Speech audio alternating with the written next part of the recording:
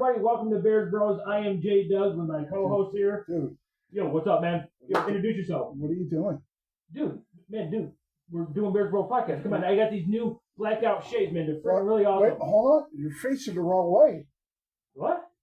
Turn around. What? Dude, they're over here. Whoa. That would explain why there was a bunch of screaming in the ladies' room at work today. I don't, but in all honesty, I don't think it was because you were sitting backwards, but that's a whole other question. Whoa. All right. I didn't know this was going to turn into a roast. Ladies and gentlemen, I am Jay Dubs. And I am Big Will, and welcome to the Bears Broz Podcast.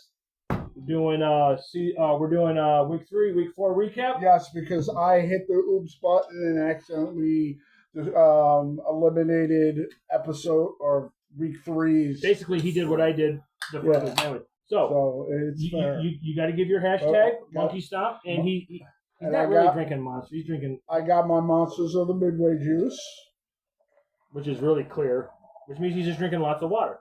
Anyways, week 3, Dallas. We were watching the game. It was a great game. Oh, by the way, hold on, ladies and gentlemen, new banner. Thanks to this guy right here. What I do. Look, awesome, love it. And if you look down below, you'll see Dozer the dog. Anyways, week 3.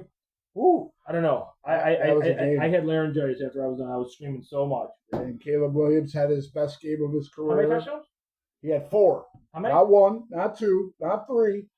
Oh. Did you really just do a LeBron? I did. Wow. Not 1, not 2. And who did he throw him to? Roman Dudze balled out. He what? He balled out. He balled out. Caleb balled out. Rome, first player in NFL history to have a touchdown in all 4 games of the beginning of the season. Absolutely. Defense, pretty solid. They stepped. Noah Sewell stepped up. That boy can play. Edmonds, 2 interceptions. 2 INTs. Byard, was all over. Byard. Stevenson. We'll get to the defense in a minute. You know what I saw week 3? Confidence.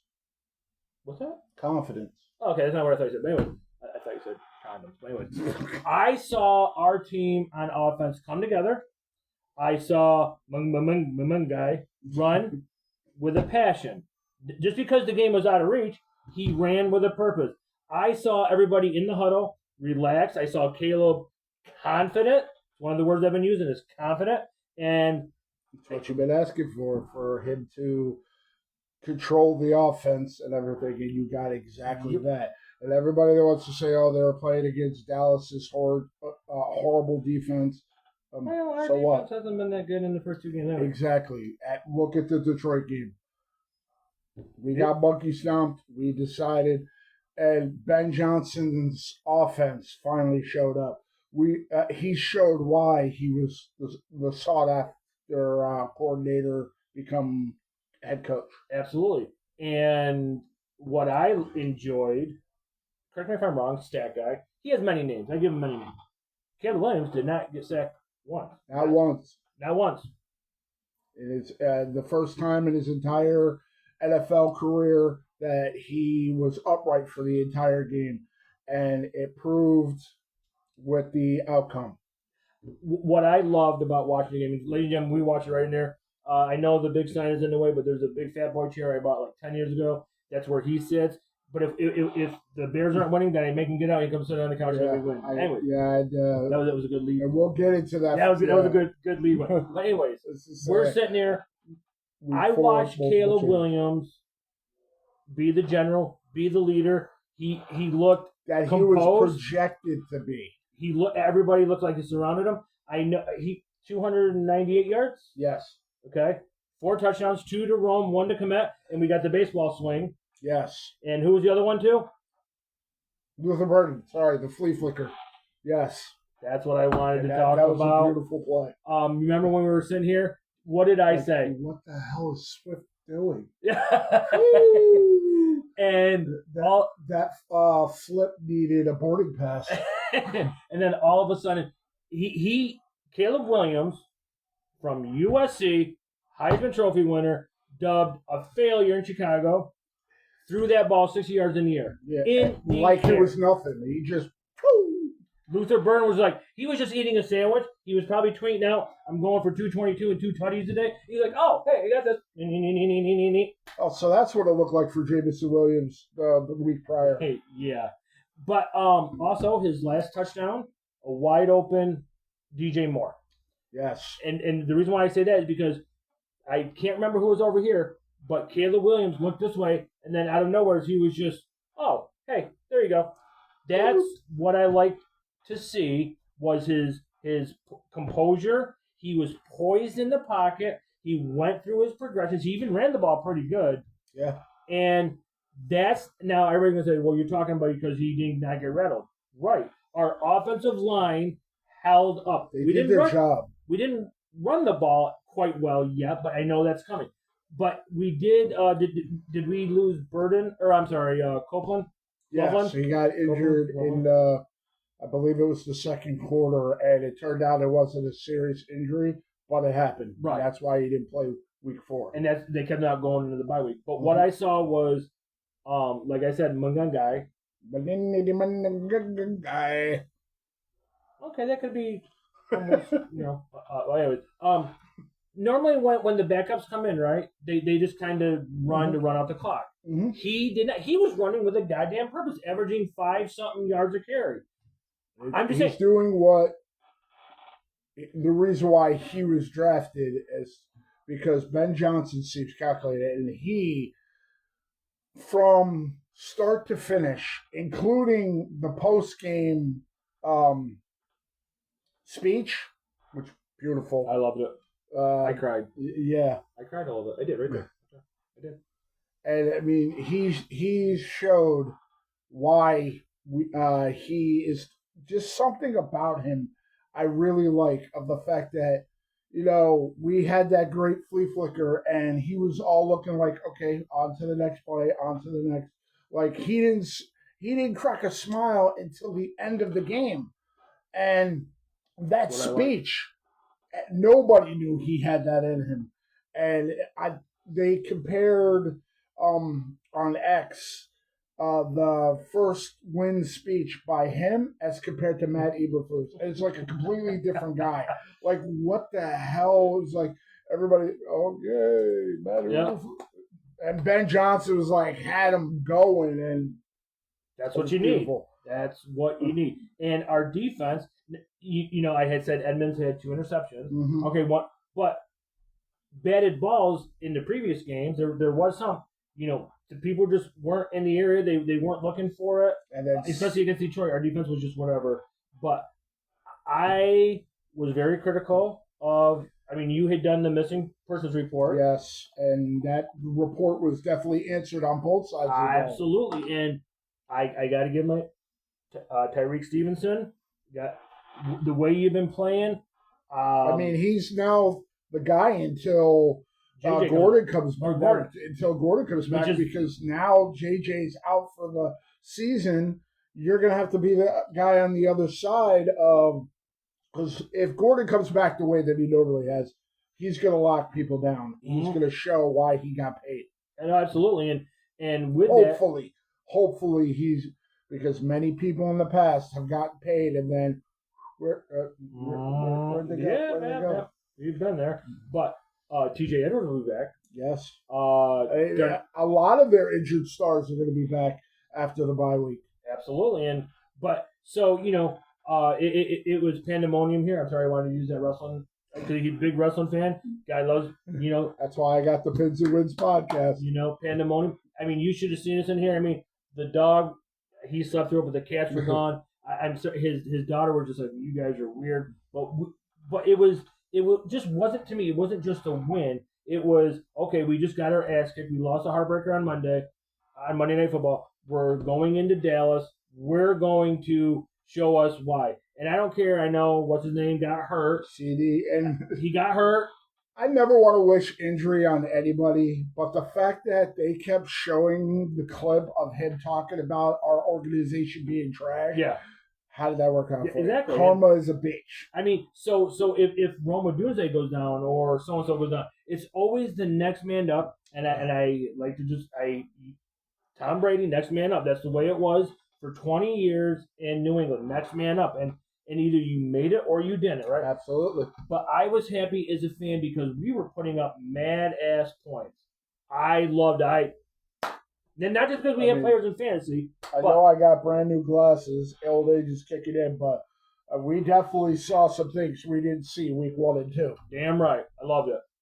That leads us then into week 4. Week 4 wasn't as the kids these days call crispy.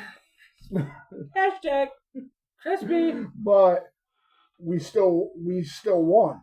I mean, there was a lot of questions. And again, Rome and Caleb are the connection those two have had since, I don't know if it's because they were drafted together, they were in the same college conference, so they were familiar with each other. It was just all around. The two of them are the next big quarterback receiver combination this league will see. That's what some of the experts. I mean, whatever I read, I can't really take it for heart because everything on the internet is true. But they are saying that right now, DJ Moore and Rome Odunze is the number 1-2 duo. Yes. In the NFL. So yes. Can I just take a minute here because I don't remember the last time anything offense was. Hold on. Let me have this moment. I don't even think it's been since Cutler and Marshall. Marshall, yeah. Which I rocked the Marshall jersey when we were watching week 3. Absolutely. I had my daughter wear Rome Odunze, old new school. But so I don't think I want to give him his due. He ran for 3 touchdowns. Ashton Jennings, he did. I hope I said it there. He did rush for 3 touchdowns. That boy can run. He can, but he running like he owes somebody money. Oh, sorry.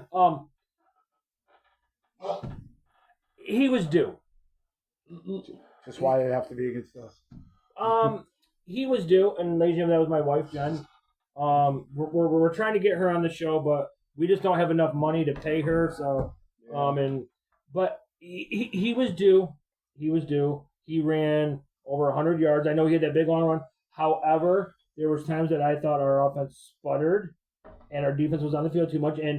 But our defense did come up big when stopping him on that one play, and it was the turnaround. Yep. And I got to tell you, I don't know if we did it on the show or if we had talked. I think we might have done it on the show when we're like, hey, go out and get some free agents. Yes. Byard, Stevenson are stepping up. I cannot give them enough props. The peanut punch, Byard, interception fumble recovery? No. Yeah. And then Stevenson in week 3 when he just ripped the ball out of the hand. Yeah. Like he owned it. And so he needed that more than I think anybody on the defense because since the Commanders game last year, he's been the most ridiculed player on our defense because he was being an idiot. Yep. And he should have won the Defensive Rookie of the Year his rookie season, and he wasn't even up for the award, which frustrates me because he was tied in the league lead for interceptions. But because he didn't start at the beginning of the year, he became a start. Or I don't even know if you can classify him as a starter his rookie year. But because he got the stats to warrant to be up for the award, he didn't get it, and it went to I forget who won it that year. I believe that was the Will Anderson year. Oh yeah, with because the Texans offensive rookie. And the C.J. Stroud. You should have taken hit. Yeah, but I'm saying, Tyreek Stevenson. Sorry, ladies and gentlemen, my wife's coming through. Yeah, we're gonna get her on camera. I know, right? Just throw on a jersey, sit down. There she goes, over there. I think Tyreek Stevenson right now should be in a Pro Bowl. What I'm trying to say. He should be in line to start to actually get voted. I think I'm saying he's playing. He's playing phenomenal, and I'm just saying, Byard. Yeah, I remember when we first signed him out of Tennessee. I was like, I was familiar with the name because I always have fun saying Byard, but it was like why did you go get this guy? And I know there was a couple of people on that Eberflus brought with him that were part of Tennessee's coaching staff, so it made sense. But it was like, who the hell's this guy? Yep. He showed who the hell this guy is. And so I don't know if it was because Ben Johnson got pissed off and he ripped his staff, who then ripped the players. I mean, which is what you want. I mean, I don't know, because I'm just saying we looked really good in week 1. Week 2, well, I whatever. And week 3, monkey stomp, right, or crispy. Which one do you want to use today? Monkey stomp. Monkey That's stomp. my word. Monkey stomp. And gosh, the reason why I was saying all that is the one thing that I liked about is not just because we won the game, as I have said multiple times. And are you talking about week 4? Week 4. Okay. And you know this as well. Your daughter plays sports. She plays 4 different sports.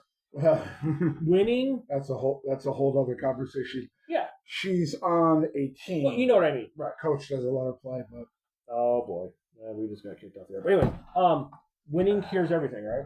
Right? Absolutely. So I'm as I typically do, I'm going to pose a question to you. Almost done. Okay. Let's go back to the Justin Fields era. Right? Remember, we watched the San Francisco game here. We had my wife's best friend's husband over. He's a 49ers fan. Now you're talking about the monsoon game? Yep. Okay. Right. So we won. We lost, and then we won 2 more, or 3 more, and then we went on a skid of losing game. Right? So we bring in Caleb. We didn't win until Caleb Williams was our quarterback. Last year, how many wins did we have together? We were 4-1 or 3-1 before the yes, we were 4-1 before the Commanders game. Okay, so we lost all those games except for when we beat the Packers. That was our Super Bowl. We should have won Monday night. Santos with the kick. We should have won Monday night against the Vikings. It is what it is. We came back. My question to you is, when was the last time that we won or that we lost 2 games to division rivals and came back and won 2 games? That's my question to you. You do realize I'm old, right? And I was asking. I don't remember that far back. But there is a reason why I'm asking this question, because I asked you a question. I mean, I don't even know if that was the case in 2018, the last time we made the playoffs. Right. So honestly, I don't know. I can't answer that without, bringing up the old Google machine. Honestly, I don't know. Okay, so and to piggyback on that, not only that, Justin Fields would have remember how many times they showed him on the sidelines looking all beaten. Yep. Like the life was taken out of him. Caleb did not give up. Even in the game that we got our asses kicked by Detroit, he was still trying to make plays. I know they took him out in the 4th quarter. That, I think, was just because they didn't want him to get hurt. But, which is understandable. He made the touchdown at the end of the first half. He made touchdowns at the end of the 3rd quarter. He still tried to make plays. Mm-hmm. Absolutely. And the problem was Detroit made more plays than we did, because the Minnesota game, for 3 quarters, we dominated that game. Somehow, 4th quarter, J.J. McCarthy drank that, and he drank his Tom Brady juice. Bullshit flag. And the last 2 weeks, he's becoming the quarterback we've wanted him to be. It's just, and this is the thing that frustrates me more and more. And we kind of talked about it in our little video last week to make up for my oops. The disrespect that Caleb Williams keeps getting. Because explain to me how the NFL.com does a quarterback ranking for the season. And I can understand Patrick Mahomes because he's Patrick Mahomes. We had the same record as them. But how in the world are you going to put Tua, who's on an 0-3 team, who beat the Jets, even though, to me, they shouldn't have. Yeah, I lost money on that. How do you put Tua ahead of him? There were so many quarterbacks put ahead of him with the way he's playing, and at the time he was third in passing. He led the league, was tied for first place in touchdowns. So what more do you want from him other than what he's doing? Can I answer that? Well, no, sir. Because it's Chicago, and it's where quarterbacks go to. Hold on, it's where quarterbacks go to. And because so look at this. He was the number 1 overall pick. He had so much hype, and because we had 17 different head coaches and 1,400 offensive coordinators, and our offensive line sucked, he did not have the season that he had. Now, you look at Patrick Mahomes. He sat behind a very good player. And I expect yes. Okay, Tom Brady was behind Drew Brees. Drew Bledsoe. I'm telling you right. Thinking. Hey, zip it up in there. You guys can give shout outs to my wife. Her name's Jen. You can tell her, just be respectful to me. She was in there telling me that I don't know what I'm talking about. Anyways, so the other guy I was thinking of, and you just oh my God. Aaron Rodgers sat behind Brett Favre. Caleb Williams got drafted. Boom. Jordan Love sat behind Aaron Rodgers. And boom, here you go. Get right in there. Go right ahead. Now, they're going to say, well, so didn't C.J. Stroud. C.J. Stroud had a better coaching staff his first year, had better talent. You put Tank Dell and you put all them people. Nico Collins. You put all them. Joe Mixon. He did not have Joe Mixon. I thought he had. No, he was still on Cincinnati. You want to know how I know that? Hold on. Because I traded it to our buddy Justin for Ramondre Stevenson because he wasn't doing it. The day I trade him, he goes for 5 touchdowns against me. So fuck it. There's also one other thing you got to keep into account with Houston. Houston wasn't in a division with the Detroit Lions, who made it to the NFC Championship game. The Green Bay Packers, everybody anoints Hewley as a Super Bowl contender. And whatever Minnesota Vikings that we got last year with Sam Darnold looking like a reclamation project. Yeah. He was up against Trevor Lawrence and the toilet water in Jacksonville. He was up against the Indianapolis Colts, who had to throw a lifeline to Daniel Jones. This year, Anthony Richardson is a human epitome of peanut brittle. And and I'm drawing Tennessee Titans. And we know what's going on with them. It's even happening again this year. Yep. Which is another example. Everybody scrutinizes first round picks. I do not remember a first round pick, maybe other than Baker, that has been torn apart as much as Caleb Williams has. It's like, paints his nails, he wanted the LLC. It's like non-football related stuff. And then when he gets on the football field, how many people realize that record-wise and stat-wise, Caleb Williams has been the top number 1 overall pick in NFL history with his touchdown to interception ratio. I did not know that. Exactly, because nobody wants to talk about it because they want to talk about, he does this, but Chicago's a dumpster fire. Joe Burrow turned around the Cincinnati Bengals. He wanted to go there. He made it happen. Why can't we get that same respect? Yeah. And I think Ben's bringing it to us. So I will piggyback off what you just said. Okay, so let's use Cincinnati, right? Carson Palmer did very well. Before him, Andy Dalton, Red Rifle. Okay, and before him, I'm thinking about in the 80s. I can't think of Achilles Smith? No. Oh, Boomer Esiason. Boomer Esiason, right? Yeah. Good quarterbacks. I don't know if Boomer's in the Hall of Fame, but very good records. Very good records. They have a lot of passing yards, right? Yeah. So they talk about that. Bring up Chicago, and you only got 2. Sid Luckman and Jay Cutler. So my thing is, and if Jay Cutler was right above the shoulders, we should have won. Oh my God, yes. But anyway, let's not go there. But so you bring in Caleb Williams, right? This whole thing surrounded. His father says he was part of the team. This, that, and the other thing, and you're going. This was other than Mitch Trubisky. Again, that's a whole other conversation.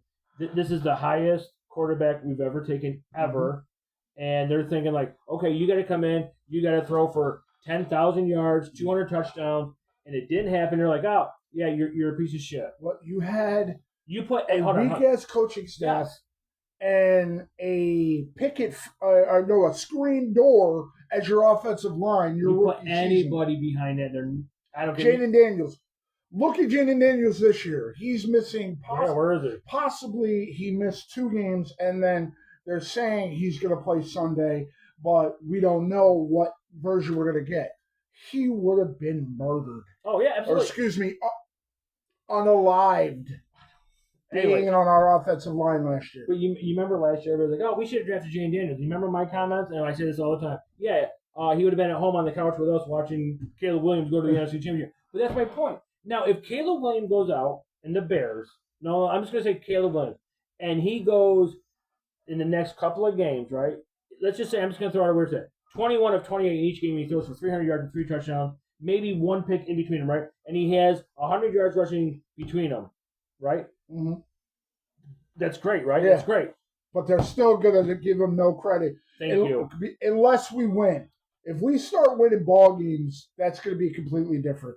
Because I think we should be 3-1. I know the shoulda, coulda, wouldas, but we should be 3-1. If we were 3-1, he would be looked at in a completely different manner. Because look at how people are starting to talk about Sam Darnold in Seattle. They're 3-1. Yeah. And, it's like, what more can the guy do? He's in arguably the toughest division in the league. He's got a brand new head coach learning a third offense in 2 years. A better offensive coach, not a pushover. Yes. And one that you don't play well, he's going to call you out on it. Mm-hmm. And he did that. Week 2, he said this team is not practicing championship level. Now we're making championship plays. Because you can say Kansas City last year, how many games did they squeak out? Absolutely. Philly, you had Jalen Hurts not throw a touchdown in the second half last week, and they still won. Mm-hmm. When you start making plays, you start building a culture, which the speeches show everybody's dialed in.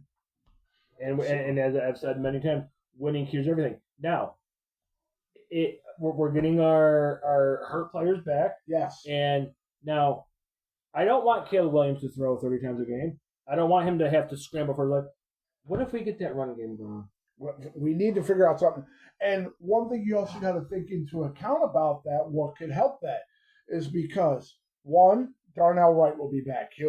But the other end, there was the Canadian kid, Theo Benedict. There's talks about he might. But why this guy didn't play sooner? This guy, listen to him. Ozzie Trapillo. Why not? He did baptism by fire.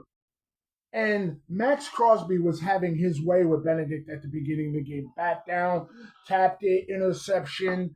And that was an interception. You could say, why didn't Caleb not realize that he was coming? The one that he had in the game against Detroit was a head scratcher. But that one happens all the time. Many quarterbacks have had the ball tipped. It turns into an interception. Then they put Trapillo in there, and it was a completely different story. Max Crosby didn't even touch. And this is what you told me through text, because you sent me the offensive stat. Yes. So. And baptism by fire. And Max Crosby, game respects game. Caleb Williams saying that Max Crosby is the best player he's played against. And Max Crosby threw the same respect towards Caleb Williams. He's not just going to do that. Oh, the guy gave me not Max Crosby. A compliment. Mm-hmm. Max Crosby's one of those players that keeps it real. Go ahead. Say your line. You got to say, I'm just going to keep it 100. You got to do it. Come on, get to it. Gosh. Okay, anyway. Sorry, he doesn't like to be put on the spot. But I'm glad that you brought that up, because when a player tells public about a compliment about another player, what does that do? It boosts their confidence, especially somebody as respected as Max Crosby. Yep, exactly. I'm glad that you said as respected. Yeah. So with that, I'm gonna piggyback off you. That's just our new current phrase here, piggyback. We're gonna own it. We're animalizing our show. The piggyback, monkey stomp. I'm gonna make that a thing. Animalize. I didn't know where you were going with that. It's kind of like bestiality. But what if that's my job, to make him laugh? But what if Patrick Mahomes gave Caleb Williams a compliment? What would that make the writers? Would that make people be like, oh? But see, that's bullshit because Caleb Williams is stepping up. It's year 2.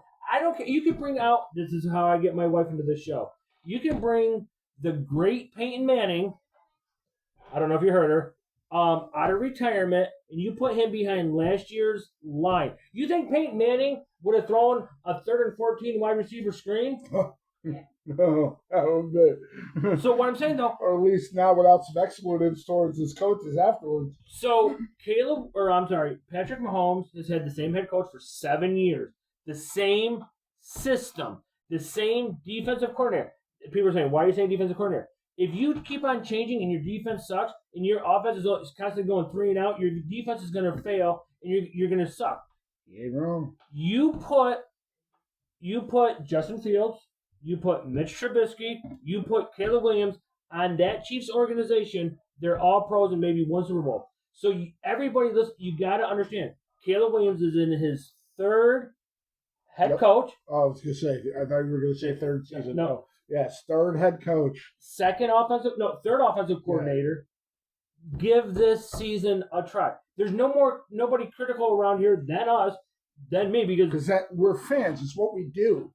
And some are more level-headed than others because he's like, one bad play at the first play of the game. He's like, that's it, we're over. Let's pack up, go home. And I started drinking. But anyway, but that's his fans, right? I mean, listen, we're not the Yankees. We're not the Chicago Bulls. We're not the Kansas City Chiefs. We don't have all these championships. Sure, we have Hall of Fame players, but for years we have been watching games just going like, come on. We got spoiled when Mitch Trubisky had a 6-touchdown game. That was great. Yeah, Matt Nagy, guess what? Aaron Rodgers got hurt, so fuck off. You sucked as a coach. But anyways, and we also got Khalil Mack, who, wow, should have won Defensive Player of the Year. But anyways, we don't get a lot to cheer for. We don't. As Bears fans. I think the only ones worse than us is the Browns. And they're going to find out what Dylan Gabriel can do this week. But I feel bad for that kid. Yeah, me too. On a sidebar, non-Bears related, I feel bad for that kid because all anybody's talked about since they announced that he was why not Shador? Why is Shador still a third? Yeah. Well, maybe Shador Sanders is only in the league because of who his dad is. Just saying. I don't know. Travis Hunter bailed you out a lot last year. Just saying. I don't know. Could be wrong. Just saying. Whatever. But as fans, right? We have to go back to Matt Forte, right? Matt Forte, Jay Cutler, Alshon Jeffrey, your boy Brandon Marshall, Brian Urlacher, Lance Briggs, Peanut Tillman, right? David Vasher. That was our. We had a hope. Team. Right. We were so close, and then all of a sudden, shit happens, and now we're stuck again. And you remember when, because we were on the phone. When Mitch Trubisky, the Bears trade up, and I'm like, oh my god, oh dude, and I was like, I text you, I said, itchy. I go, did I miss a memo? Yeah, because you could ask my wife that whole draft. All I wanted, and thank goodness we didn't get him. I wanted Deshaun Watson out of Clemson. I'm like, then we make the trade. I'm like, yeah, we're getting him, and then I'm like, who the fuck is Mitch Trubisky? That was nobody. I know that supposedly the analyst made him the top-rated guy going into the draft, but fucking Mel Kiper. I don't know if it was Mel Kiper or not, but when it comes to the draft, I mean, luckily I have some friends that actually know what the hell they're talking about when it comes to college football. You know, nephew, my boy Chuck. I will reach out to them just like. When we were starting to struggle, I reached out to them and said, who's the top defensive guy?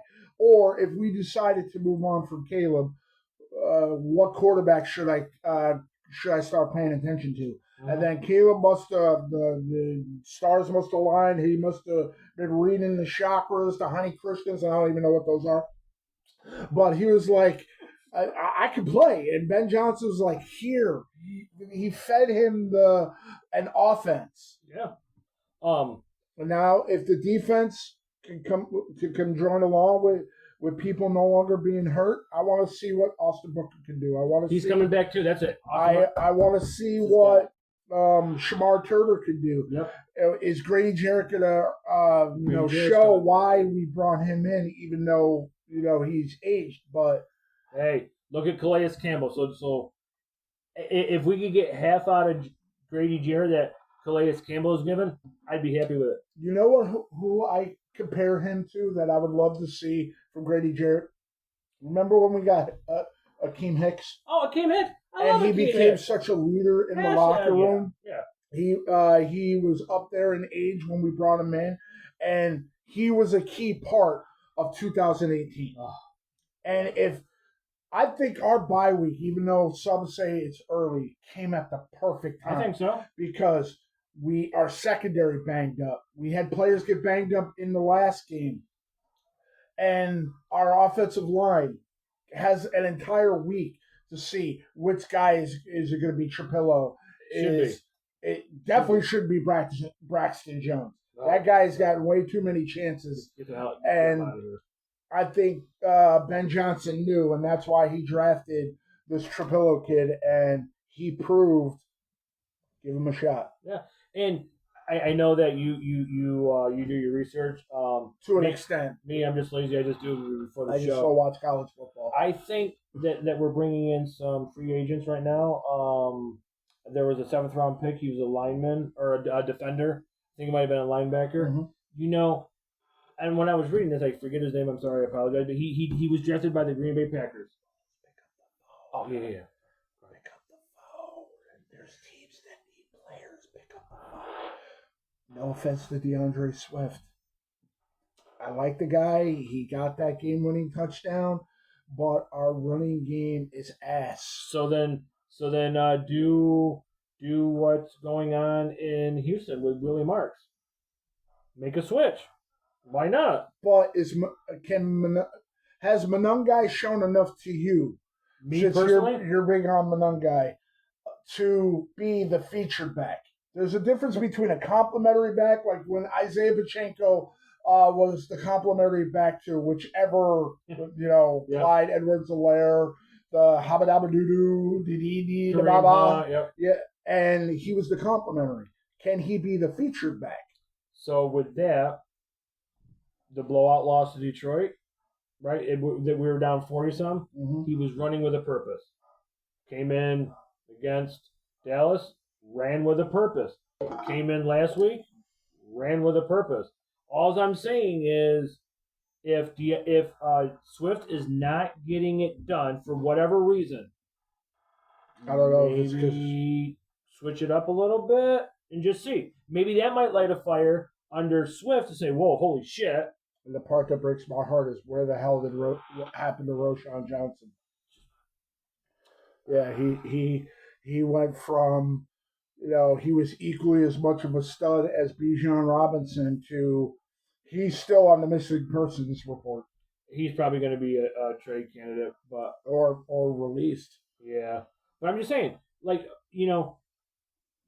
you look at all the quarterbacks, right? Peyton Manning had one of the best running backs ever, Edgerrin James, right? One of the greatest wide receivers of all time. Marvin Harrison, Syracuse alum. I'm from Syracuse. Marvin Harrison, and even though I traded for Junior in my fantasy league, the everybody's saying, "Oh, we should have taken Marvin Harrison Jr. traded the picks." How's that working out right now in Arizona? To the point of, I kept saying, I wanted Rome. I wanted Rome. Mm-hmm. I wanted Rome. He did. Rome is showing why he was the better wide receiver. I think Marvin Harrison, just because he went to Ohio State, he had his name. But, a complementary run game. I'm just saying. Think about it. Run, right? I'm going to demonstrate, okay? I'm 50 years old. I might get hurt. So look at it. Pass block, you got to engage, right? You got to engage. Yes.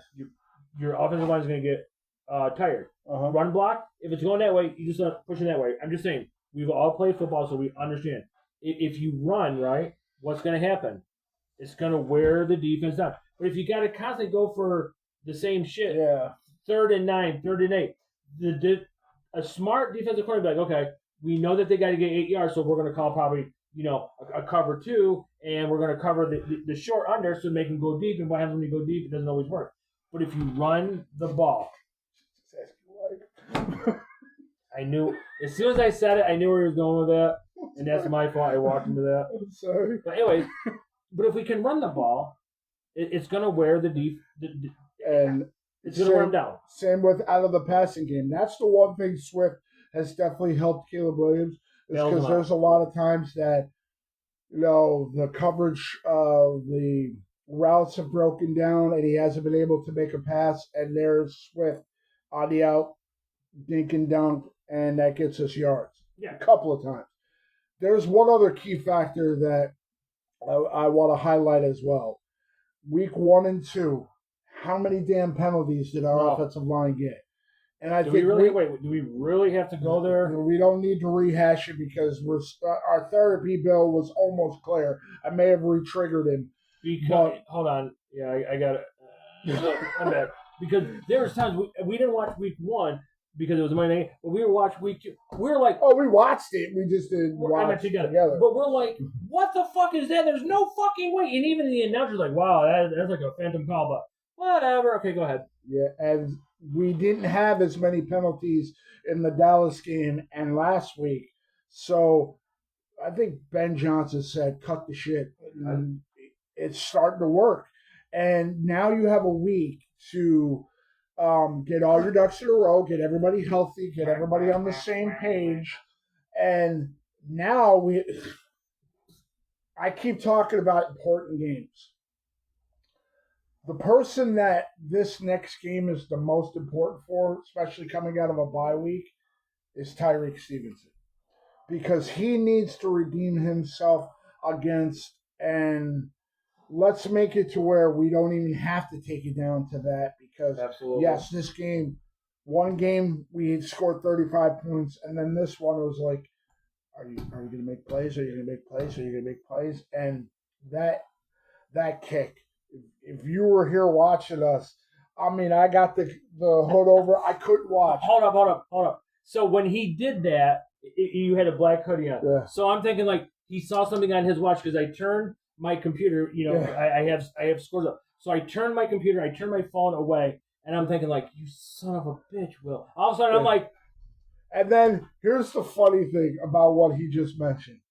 When we're watching games, because usually whatever we're watching is a few seconds behind. Oh, yeah. I get alerts to my phone, which end up becoming alerts to my watch if a score happens. And there are numerous times, whichever team scores, my arm vibrates when. And that's right. I'm covering my arm. I covered my arm. I had the hood on. And then he goes for the kick. And I'm like, wait a minute. My arm's not vibrating. True story. My arm's not vibrating. They hadn't kicked yet. And then the kick happened and he blocked it. And I'm like, I had a feeling that he didn't make the kick because my arm didn't vibrate. So I'm like, we won. So the another funny part of that is I'm like, what the fuck are you talking about? Your arm didn't vibrate. Like, what the hell? He's like, my watch. I'm like, oh, okay, that makes sense. I'm like, you just can't tell me your arm didn't vibrate. Yeah, because he's like, don't look at your watch. Don't look at your phone. I'm like, wait a minute. When Aston Genty ran, arm vibrated. When every time Santos got his field goals, arm vibrated. So I knew something happened. So coming down to the kick, our history of kicking, and it was just in our favor, and it was great because I've said it before. Some of you hear the winning cures everything. Yes, we're on a 2-game winning streak. Yes. I don't care who it is. And I like their mindset of we need to be 1-0 each week. Absolutely. I mean, but Stacking. Everybody's in the NFL for a reason. You can't. I mean, you have to be that good to be in the NFL. So. We're going to go into, is it a Monday night game? Yes, Monday night against the Commanders. And I forget if it's a home game. That's my phone. Sorry. Listen, I don't really want to say anything, but why do you have my phone? You left it on the table. Dang, dude. So I may have turned the volume off on your phone. Statistically. Okay. No, but I'm just saying, hold on, we're looking up something. I'm just trying to see if it's a home game or a away game. I got to adjust how I look. It's in Washington. Is it? I think so. Are you sure? Are you sure? Yes, it's I'm for imprint, sir. But I'm just saying. I think that Ben Johnson might have had a talk with Ryan Poles. He showed that he's the right coach after week 2, and then he got his ass chewed. I think he chewed his assistants because he hired his assistants, right? It was Ben Johnson. He put together the Avengers of coaches to go along with him. He's our Tony Stark. He went and got Antoine Randall L., who that dude, I love having him on our staff. Hopefully he never gets picked for head coaching. Not that he might not deserve it. There are teams where when they lose a coach, completely different. Yep. Perfect example. I was listening on the radio. The Eagles, yes, they're 4-0, but their offense is completely different with Kellen Moore in New Orleans. Oh God, yeah, definitely right. I want to say one thing about the upcoming Washington game. I didn't mention it last year just because I have a dear friend. She passed away last year. Her name is Danielle. She was a diehard Washington Redskins fan. She loved Sean Taylor. She just absolutely but she passed away last year. And what I did not say, because I did not want, it was still too close, is I know that she was up and she was like, you know what, I'm sorry to do this. She always called me Jay. You know, she was like, you know, I mean, my friend Danielle, she always called me Jay. She's like, I know what she was doing. She was like, I'm sorry to do this to you, Jay, but you know, and she and that's what she tapped it to. I forget what receiver called. I know it is, but I'm not gonna name them. But anyway, but Danielle, I mean, I know you're looking down. I love you. I miss you, but we're gonna go for the win Monday night. Yeah, and we keep saying we have a quite winnable next couple of games. I think so, because Baltimore got a banged up Lamar Jackson. He might not even play that game, so that could be a winnable game. Well, Quan Smith is out, and how do I know this? Because I have both of them on my fantasy. So fuck off, traitors. Mm-hmm. Not you, but and then we play Cincinnati. Speaks for itself. And then we play the Giants. Hey, hold on. We should win that game because I mean they're a completely different offense with Jackson Dart. Then we go to Minnesota, and I'm gonna look at this season the way the last couple of seasons were. I believe, don't quote me on it from last year. We lost the first game. We beat them the second game. Detroit, we got our asses handed to us on Thanksgiving, but then we beat them the second game. So if we keep the momentum going, I know as Bears fans we talk about it all the time this year. Let's just make the playoffs.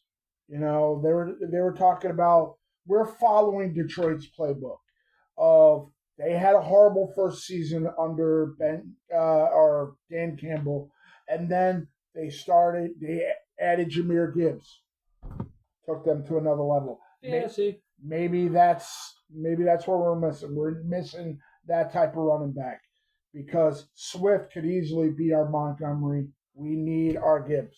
So with that, I'm just gonna. Why not just say Montgomery? You know what? We're gonna use it a bit more. And you know why not?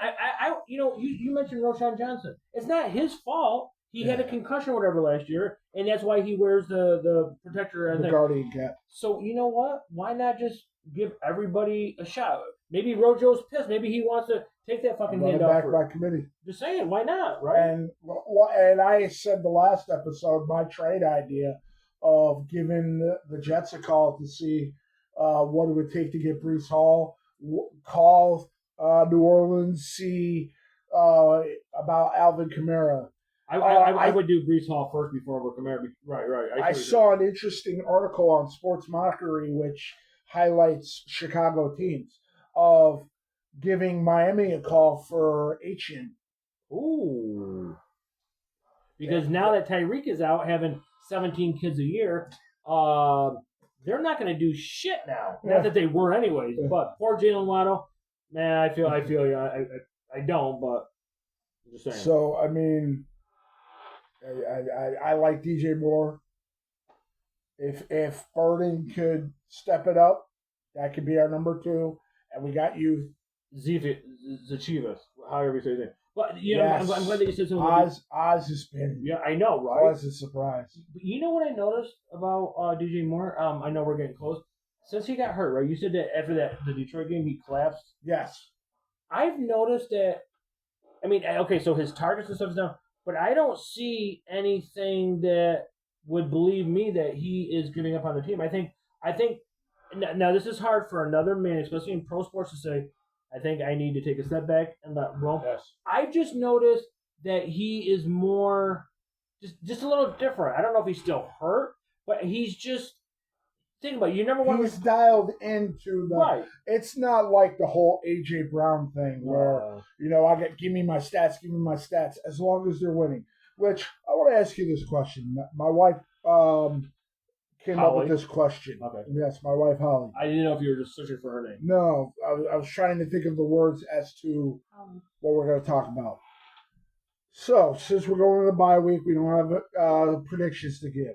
Which would you prefer? Because my predictions are fucking way off. Yeah, we still won. At least we got that prediction. Oh, woohoo! But the whole AJ Brown thing has got me thinking. Would you rather be a superstar and not win, or would you rather be a player on a Super Bowl championship? Because here's the example that I give. Chad Ochocinco, great wide receiver. Yeah, was a superstar. Cincinnati never won. Mm-hmm. AJ Brown is getting upset that he's not getting the targets, he's not getting the yards. They're 4-0. Or would you rather be the guy that I'm the top guy, but our team doesn't do shit because we're a losing franchise? Why not be a cog in the wheel that drives you to a championship? So I see what you did there with the White Men Can't Jump reference. I know when Billy Hoyle said you'd rather lose and look good than win and look bad. So I see what you did there. I'm with you. But so this was 100% my wife's question, and she, which I give her much props for. She's not as much into sports as I am, and she pays attention enough to come up with a great question when he did. So, Holly, thank you. I tip my glass to you, but way to put the pressure on me on live TV when my wife's sitting there. Wow, what a dick move. I'm just saying, that's what I do. To answer your question, I would say to AJ Brown, with the way he's acting and the tweets or whatever, I would sit him down. Let me just tell you something. I believe in loyalty. I believe in heritage. I believe in all that. You guys just won the fucking Super Bowl. You guys just beat the second coming of the New England Patriots. Your defense monkey stomped. Right? And you're sitting here, you guys, like you said, you guys are 4-0. You're winning. You have a great chance to go back to the Super Bowl. You know what? I'm going to end that part with this. Who's our backup quarterback? Tyson Bagent. And he's been in the league 2-3 years, right? This is I believe it's his second year. He came from Division III, wasn't given a chance. What did he do when he just got his 2-year, $10 million as a backup? What did he do? So he showed so much appreciation. He cried talking about how many people he can help. And A.J. Brown got the bag. And Devontae Smith got the bag. You don't hear anything, or at least to my knowledge, you don't hear Devontae Smith mention about, I'm not getting catches. You won the game. And you won the game handedly against a team that was considered as a possible contender to beating you. Yep. So I also want to say, Barkley, 2,000 yards last year. How many touchdowns? How many 200-yard games did he have last year? Let's just say 5, right? Yeah. I mean, he was is he a little over 100 yards away from breaking the all-time record. Is he bitching and complaining because he's not? Is Dallas Goedert? I mean, I know he just had a big game and I could have traded for him. Sorry, Dallas. Is Zach Bond or is anybody sitting here bitching and complaining? So you're gonna tell me that you're not getting 7 catches and you're 100 yards, and you're gonna sit here complaining, knowing the fact that you're probably on a team that is 4-0 and that you're gonna potentially unless you have an epic downfall, you're going to be the number 1 seed. And you're bitching? You're going to win your division handedly and sit there and relax and see who's going to come to your house at least to go to the Super Bowl. One more question just before, I know we got into Steve Kerr. Okay player, right? Mid player. Great coach, right? He's got 10, 11 rings. Did he ever bitch on the Bulls and the I don't think anybody on the Bulls. I'm just saying. Did anybody bitch because they didn't get 30 points a game? No. I'm just saying, is BJ Armstrong saying, man, I've only got 3 rings? I'm just saying. I'm just saying, give me a championship ring, and I'm going to be happy because that championship ring is something that can never be taken away. So, exactly. The money can always go away. The fame can always go away. But what they can never take away from you is that you will forever be a Super Bowl champion. Absolutely. That's my take on it. That gets jobs. That gives you the rest of your life. Autograph signings. Super Bowl champion, blah, blah, blah, sounds a hell of a lot better than NFL legend, blah, blah, blah. Yep. And absolutely. Some people, they might just say you're an NFL legend just because you were on a good team. And I just want to add one more thing before we go. You need Barkley right now, and you need Jalen Hurts to stand up and be like, hey, listen, AJ, come here. We got to work. You got to stop this shit. You got to stop it. It's going to be bad. I don't think it needs to be Jalen Hurts because since last year, it seems like their relationship has been rocky. But the question is, now that Fletcher Cox is gone, who is the leader in that locker room? It has to be Zach because Long. Is it? Because he just got there. Somebody's got to step up and say, cut the shit, because Jalen Carter off the rails. You've got your offensive talking, going at each other. Yep. And I'm learning this lesson with my daughter's volleyball team. Oh. You got to ask about the coaching staff, because you've got players pitted against players instead of trying to build a team. That's how you win. You build a team. Because you can say all you want about Kansas City. They get the refs helping them out. They are still operating on the same wavelength because Andy Reid and the leaders in that locker room will say, knock it off. Absolutely. And maybe we can do that. The NFC is wide open in my mind. Of Dan Campbell wouldn't take that shit. As much as I'm starting to hate on Detroit because some of their players are arrogant, but they're arrogant because they can be. But you don't hear in a game that Jameson Williams gets 100 yards and St. Brown gets 60-something, you hear him complaining. Same thing. You never once heard DJ Moore complain about Rome outshining him. Yep. I'm just saying. I mean, same thing with Jamar Gibbs and David Montgomery. You don't hear that bitch complain. Did you like how it went back to the 80s or the early 90s with that Chicago? Absolutely. Much respect. And one last thing, because we only got a few minutes left. Have you seen the renderings for the new stadium? I did. You blew my phone up with it. Yes, I love it. I like it. There's only one criticism I have, and I really wish I had saved the picture of our stadium. I don't know if it's because it was designed by the same person. Looks exactly like Allegiant Stadium from the inside. Oh, well, maybe. I mean, but Chicago deserves a stadium. Yes. They do. And they deserve a stadium that's going to give them a Super Bowl. Hopefully we can play in it. Let's follow the Rams playbook. Absolutely. You get the players, you start winning, you get the new stadium, you get the Super Bowl. I agree with that. And I think we finally got our quarterback. Just shut up in there. Those are eaters. Ladies and gentlemen, that was my wife. You can say bad things about her in the comments. Not really. Nice. But you know what? Hey, another excellent show, bro. Yes, absolutely. And for everybody, thank you for tuning in. Thank you. Well, please forgive me for my snafu from last week. But, please leave the comments, the likes, all the feedback I've gotten from numerous people that I know personally that said they've seen it and laughed their ass off. Keep it up. And much love. And we'll see you next week. We'll dive into getting ready for our Monday Night Football showdown. And hopefully we'll have moves to talk about or what hasn't happened, what has happened. But Absolutely. And keep an eye out on our TikTok for some shorts. We got some big things coming up. I'm starting to load things. So. Oh, okay. Yeah. I thought you. Or tiki-taki. Bedroom talk. We don't bring that shit out here. Listen, we got some stuff. Our wives are going to be involved, or our daughter. We're probably going to get some of our pets if they won't run away. But listen, stay tuned. Thank you guys for tuning in. Yes. I hope you guys let us know what you guys think of everything. We're going to be having a different setup here pretty soon. Maybe we're going to take another room of the house. We're going to turn it into something. But so listen, everybody. Thank you for tuning in. Another great show, bro. I love you. Bears Broz Podcast. Peace. Hey, hit the button. I got to.